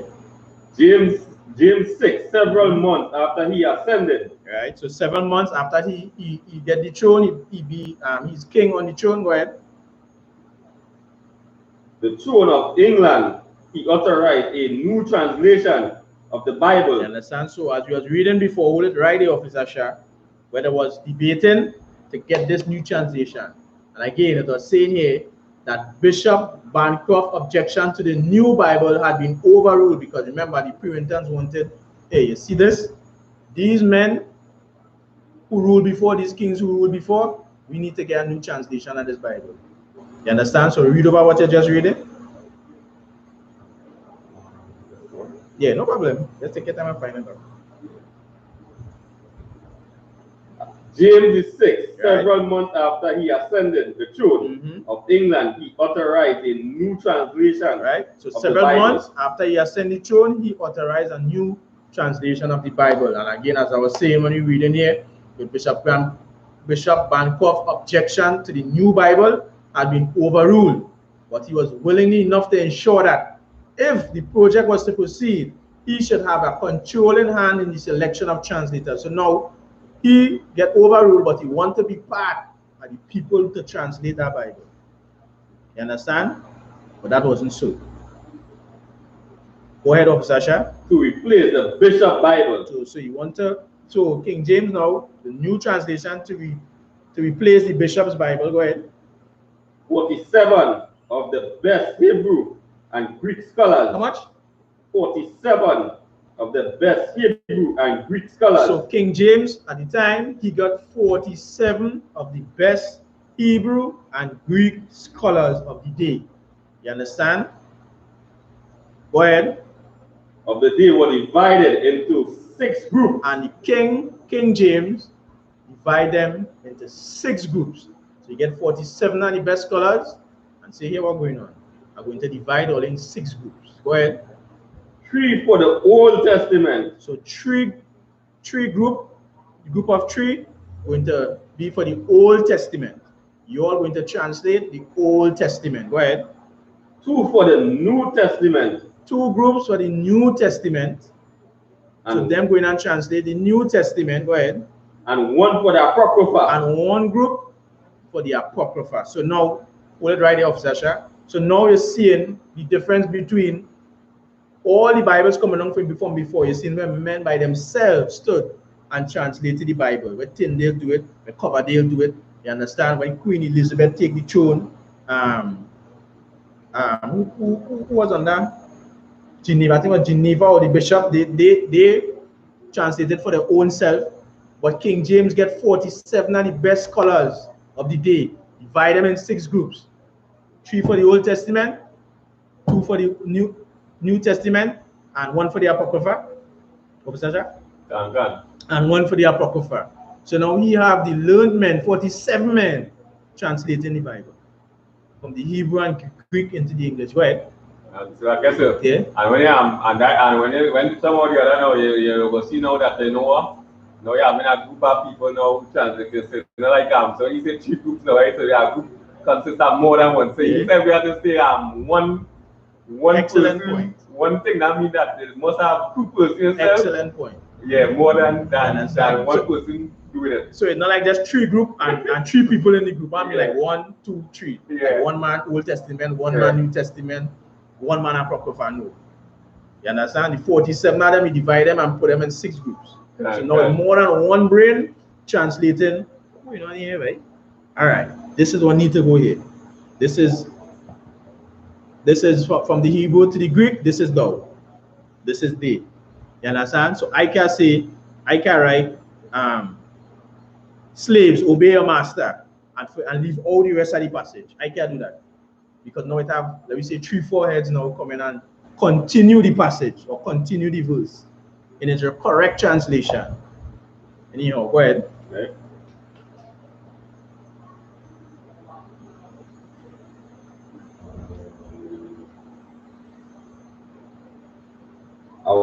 That's how. Yeah, no, 47 of the best Hebrew and right? Greek So you get scholars 47 of the best Hebrew and Greek scholars of the day. Go ahead. of the day were divided into 6 groups. So they were divided into 6 groups. And remember, you is king. You ain't going to look for no come out of Harvard or no come out of GVC or no come out of UE.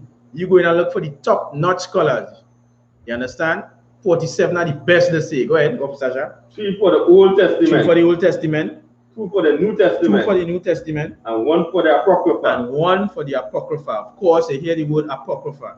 The Apocrypha is part of the King James Version Bible. So you hooking up the Bible, King James Version, and going to church, the Old Testament and New Testament, of course, you're just working with part of the book, part of your history, so-called black man, Hispanic man, and Native Indian man, part of your records, part of what your forefathers went through. You don't have the whole story to understand what your fathers went through. You understand? Of course, in the Apocrypha, there's a story in the Maccabees of where a mother lost her children. You understand? And of course, as a black man, Hispanic man, Native Indian man, there is the kind of stories that you need to read to see how cruel these other nations and the distance they're willing to go in, they're willing to go. You understand? To destroy you, so-called black man, Hispanic man, Native Indian man. And you'll also see the strength. You understand? The dignity, the uprightness that your foreparents had also, your foremothers and forefathers.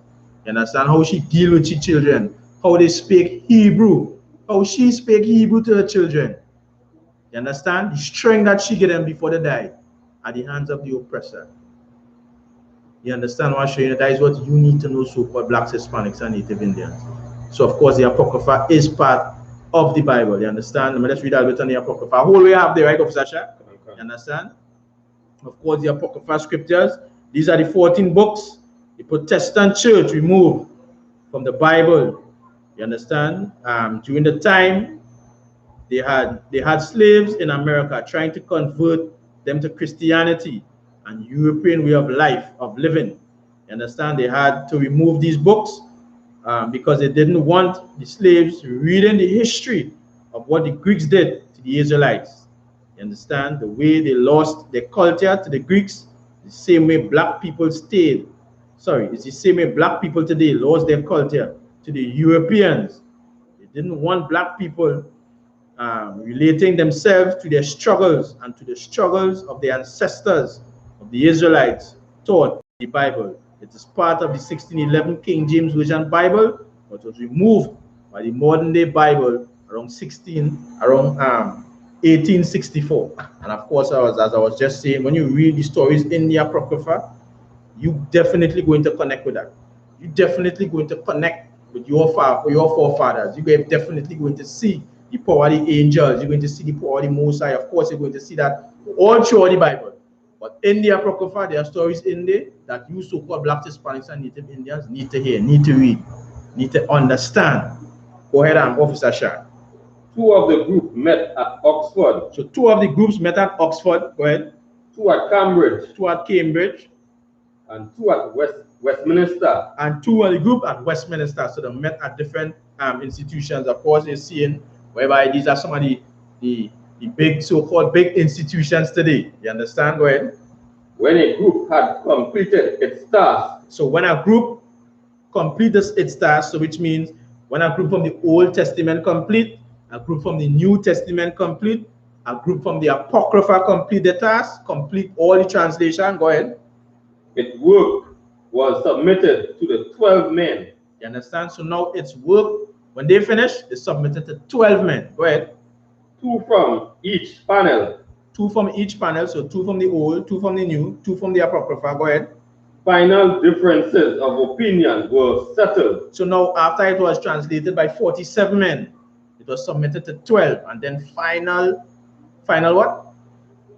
Final differences of opinion were settled. So now final differences of opinions were settled, meaning whatever little I wouldn't use that term, but whatever like little dots they are put, the punctuation, all these little differences, that was settled. Go ahead. At a general meeting. At a what? At a general meeting. At a general meeting. It wasn't something that, you know, I mean, a man go by next man's house and say, hey, watch, let me do this or let me write that. It was at a general meeting. Go ahead. Of each company. In case of special difficulties. So in case of special difficulties, they held a general meeting. Go ahead. Learned men outside the board of revisers. So now you have the board of revisers, the 47 men. So now the historian is letting you know that learned men outside the board of advisors. So besides the 47, it had learned men meaning men who speak these different languages, who understood, who could translate. Go ahead. Were consulted. What? Were consulted. Go ahead. Marginal notes were used only to explain Hebrew and Greek words to draw attention. You understand? So they use marginal works to compare, to make sure everything correct, to make sure everything right. Go ahead. Were used only to explain Hebrew and Greek words to draw attention to the parallel passage.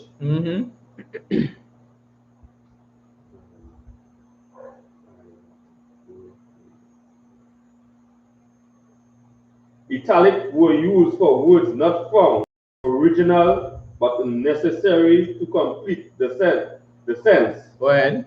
So necessary to do what? Necessary to complete the sense. So it was necessary to complete the sense. So now that is like what we were talking about with the 5 words, right? Like Holy Spirit, instead of Holy Spirit and Holy Ghost, there's a complete the sense. But in the I.S.U.P.K, of course, we're going to bring the sense out of the scriptures. You understand? So like with our Holy Ghost, it's supposed to have Holy Spirit. Or with our Easter, it's supposed to have Passover. You understand? Reincarnation, regeneration, and what's the next 2 more again? I can't remember the next 2 more offhand, but God. What's God? Yeah, what Alahayam. Alahayam of powers, right? That was 1 year. You understand? And 1 more. But we just talked about it the other day, I forget already. But anyhow, this is what they're saying here, right? So marginal words were used to bring the sense of the scripture. Marginal words were used, to bring the sense of the scriptures. Go ahead. The revisers who received no financial remuneration. Right, so the advisors, those outside the board, they didn't receive any financial remunerations. Go ahead. For their work. Completed their task in 2 years. They completed their task when? In 2 years. So they completed their task in 2 years. I read earlier on where some of the Egyptians, they completed their task, I think was in a few months, in translating Bibles, and some of the men like Tyndale and them, they translating in a year. Some doing it in months. You understand? King James panel took how much years? 2 years. Go ahead.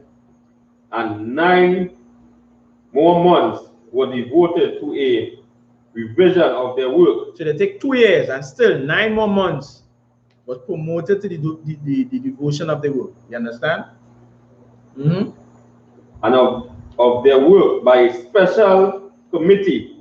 Still by our next team, the special committee. Go ahead. Consisting of 2 members from each group. So, go ahead. In 1611, the new version was published. It did not, with immediately universal acceptance, taking almost 50 years to displace the Geneva Bible. You understand? So in order for the Geneva Bible to phase out, it took almost 50 years. But of course, the King James Version was the most accurate at all till now. Sorry. You understand? But read back that same passage we read it again, Salakia. Yes, reading the green and the orange, right? All right, no see. In 1611, from there. Yeah, you can read it from there. In 1611, the new version was published. It did not win immediately, as universal acceptance, taking almost 50 years to displace the Geneva Bible in popular favor. Right. So the popular favor was the King James Version Bible, and replace the Geneva Bible. Go ahead. In the course of time, slight alterations were made, especially in spelling, to conform to changing usage. But these were all done piecemeal by private enterprise. right? So any what it's saying is small alterations was made to it, but it was done by private institutions, right? In excellence is shown by the fact preference to any other version in the English-speaking Protestant world for both public and private use. Right, so for both public and private use, they're saying that this Bible, the King James Version, was most favored.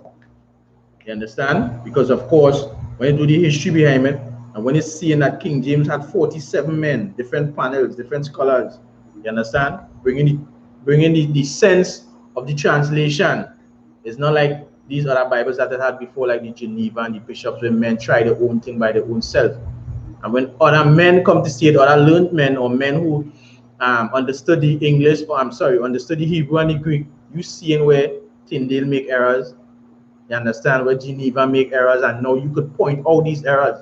But in the King James Version Bible, some people might come and say, like nowadays, they might come and say, the Bible have errors in it, but not the Bible have errors in it. You don't understand the Bible.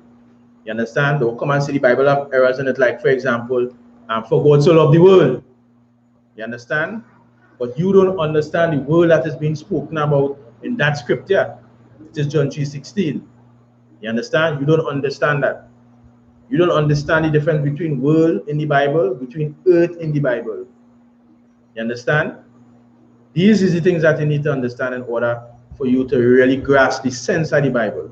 And of course, in the I.S.U.P.K under Commanding General Yohanna, here is where you're going to learn this King James Version Bible, this most accurate Bible, this 1611 version Bible. Is it night, Officer Shah? Go ahead when you could. In excellence, it is shown by the fact that after 350 years, it is still used in preference to any other version in the English-speaking Protestant world for the both public and private use. So both public and private use, this is the chosen Bible. Right. You understand? Right. This is the Bible that we're supposed to be using. This is the Bible that people prefer more than all the other versions of the Bible that came down. You understand? But of course, when you hear you do your homework, you don't do no research, you're going to say King James was a white homosexual. You understand? You're going to say man write a book. You're going to say all manner of evil, all manner of things. Because you know what? As a people, we don't understand. You understand? We don't understand the things that the so-called white man is pushing on us, for us to step away from our God, from us to step away from our power. Give back the book of Jude chapter 20 and verse 5 and verse 20. And we will close up on that for now. Right? Because of course in this scripture, I don't know why, that I just like this scripture, seeing as how the other nations distinct against so-called blacks, Hispanics, and Native Indians. But we as a people, this is what we need to do. We need to understand that this book is ours. This book is our history book. When you have it, you can read it. I'm Officer Shah. Right? Jude chapter 5 and verse 20. Go ahead. Now therefore, my Lord and Governor. Right? Again, this heathen speaking to his superior, speaking to his king, letting him know, because of course at that time they was going to overthrow Israel. So he's letting him know, hey, this is how we could take on the so-called blacks, Hispanics, and Native Indians. This is how we could get their power to step away from them. This is how we could get them this is how we could rule over them. Go ahead. If there be any error against this people. So if there be any error against this people, if we could get them to error, if we could get them to step away from the laws, commandments, and statutes, if we could get them to stop serve the God, go ahead. Right. And they sin against their power. And they do what? And they sin against their power. And of course, we know that sin is the transgression of the law. Sin is the breaking of the laws that the Most High gave Moses to give to the children of Israel. You understand? The things that we should have to govern the planet, to rule. Same position as I was saying earlier that the Edomites have, ruling this planet in wickedness and unrighteousness. We're supposed to be the ones ruling this planet in righteousness and having all these other nations in subjection. You understand? But we can't do that because we're not in that ruling seat right now. Go ahead. Let us consider that this shall be their ruin. You understand? So if we get them to step away from the gods, step away from the things that Moses read to them, that Moses gave to them, if you could get them to start eating pork, crab, shrimp, get them to start smoking, get them to start committing adultery. You understand? Murdering each other. If you could get them to start doing these things, yeah, we had them or we were them. Go ahead.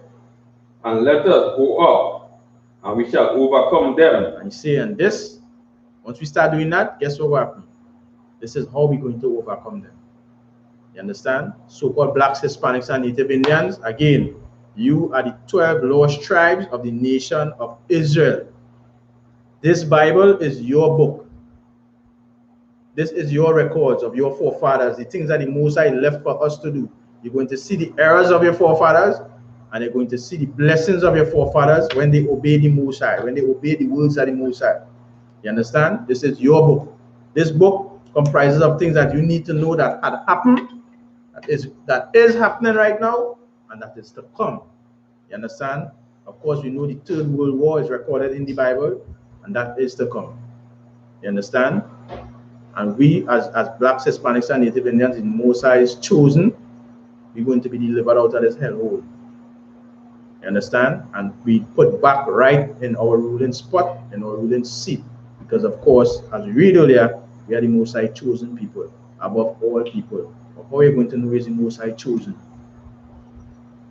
You're going to know that in the I.S.U.P.K under Commanding Gen.YAHANNA.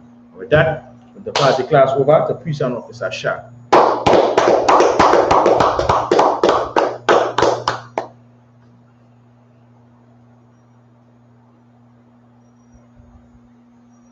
You have the yeah, you did on your phone, right?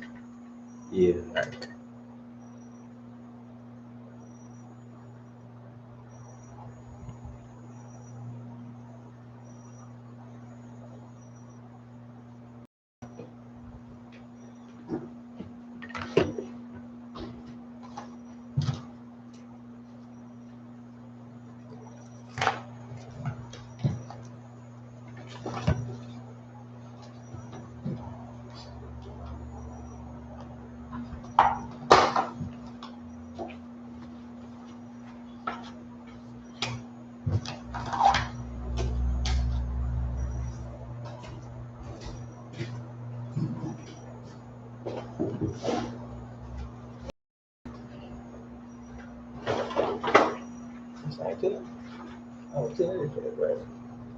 Security announcement. We are I.S.U.P.K out of 123 Harlem, New York, under Commanding Gen.YAHANNA. New rules for brothers and sisters. When a new brother or sister comes into the school, they are off limits for 6 months. They are here to be saluted only. They are here to shed themselves off. After 6 months, if your brother or sister has an interest in a particular person, he or she must get permission from the head to speak to another brother or sister. There's another 6 months which a brother or sister will court each other. After the 6 month period, a brother or sister will get permission from the head to marry. Tithe, which is the commandment. You can find this in Numbers chapter 18 and verse 21, Malachi chapter 3, verse 8 to 10. Means 10 in Hebrew as long as my share. Percent of every penny and increase the Most High gives you. Give to the Treasury Department or teacher priest fund. Period offering for priests, non-mandatory. Whatever amount you like to give. A common holy convocation. That will be the Feast of First Fruits. You can find this in start after the Sabbath of unleavened bread. Sundown will go from a space of 50 days and we celebrate it on the 50th day. That will be on Monday, June the 21st, 2021. You can find this in Leviticus chapter 23, verse 10 to 22. Reminder of what you have to check on social media such as I.S.U.P.K, Facebook, Twitter, YouTube, and so on for I.S.U.P.K events and material. If your brother wants to be a trooper in the school, then you start with our black, which includes black boots, light shirt, light pants, light headbands, or scarf. With that we said, madam, sir, on put down.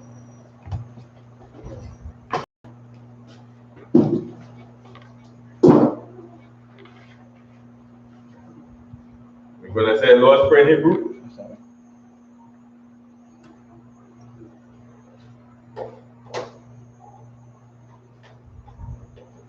We're going to say Lord's Prayer in Hebrew. Abanawa, Shabbat Shemayah, Kodash, Ayah, Shamka, Yahweh, Akwaka, Aba'a, Atazaka, Ayah, Aisha, Aratazar, Kawa, Ayah, Shemayah, Natan, Nanawa, Nakam, Kal, Yawam, Wasalak Noah, Awak Noah, Wasalak Noah, Awak Noah, Wala'a, Asayawan, Bal, Oshaino, Mayan, Rai, Ayah, Laka, Malakwa, Wa'ala, Taparat, Anomio, Aman.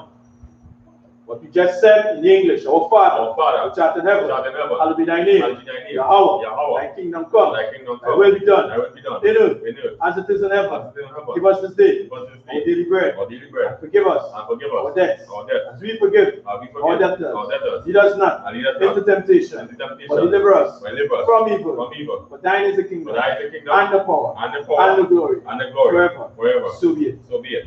You're going to say the Hakat, Yahweh, Hashem, Oshai, Kusha, Atanawa, Akat, Aparab, Abakala, Kalmadawan, Akat, Ataha, Mazariam, Akat, Lakwayam, Matayam, Akat, Ayakawat, Tamayala, Agarishim, Hashem, Oshai, Walaman.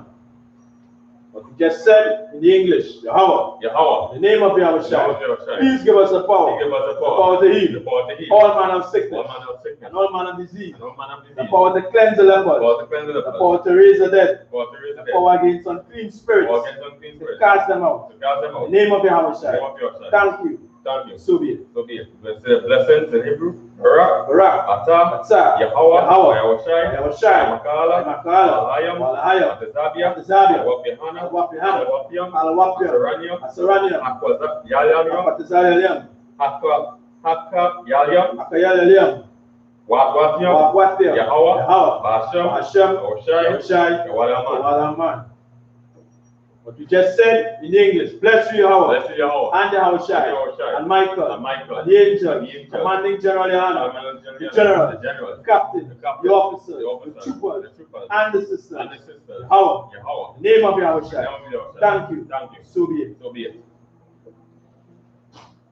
What we're going to say is pray for the curses. Blessed are you, Yahweh, King of heaven and earth, and all things living. Yahweh, in the name of Yahushua, listen to us now, right now. Send evils and curses and punishment and destruction to the heathen that speak against us, like prophets, the teachers, the princes, the priests, the Israelite brothers, and the school. Send evils and curses and punishment and destruction to the heathen, and shake loose the treasures of the rich of Israel that refuse to give to the school. Cause their riches, then enter into thy sanctuary.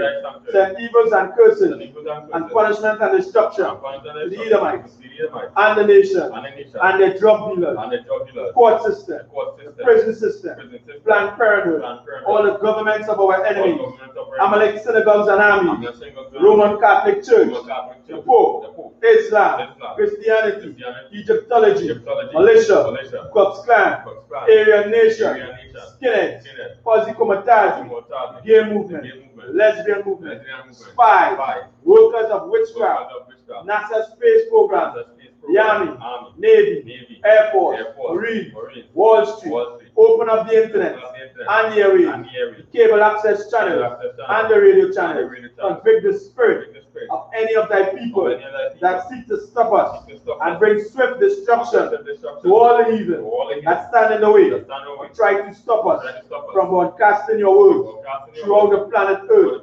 Let loose all the plagues, cause them to go to and fro to the earth and consume them. Let the plague shake the house of the thief and the murderer. Let Yahushua, Michael, and Gabriel come down with the flying saucers and punish all the heathen that come up against us as we speak thy word. Cause it to be known by all that is the angel that has done it. Cause it to be spread to the media throughout the whole world. Cause them to shake at thy coming. In the name of Yahushua. Thank you. So be it. We're going to say, bless Israel, Yahweh, Hashem, Yahushai, Barak Lenawa, SHALAM, Safaria, Barak, Rapah, Agan, Commanding General, Captain, Officers, Troopers, Sisters, Children, all the destroyed of Israel, Kayalona, Barak Nafash, Shariah, Kintian family, Osalan family, Ikoto family, Philip family, Fletcher family. All brothers and sisters in I.S.U.P.K. All the brothers and sisters in I.S.U.P.K. All brothers and sisters fighting. All the brothers and sisters fighting coming to the truth. Children and babies in I.S.U.P.K. Children and babies in I.S.U.P.K. Francois family. Brown family. Zion. Wesleyan. Daniela. Jamilia. Ashila. Trisha. Chantel. Mayelin. Nima. Khadija. Bashem. Yahushai. Tawaraman. What we just said in English, Lord, in the name of Yahushai, bless us and Israel and the school. Bless, heal, shield, protect our loved ones. In the name of Yahushai. Thank you. So be it. Sir?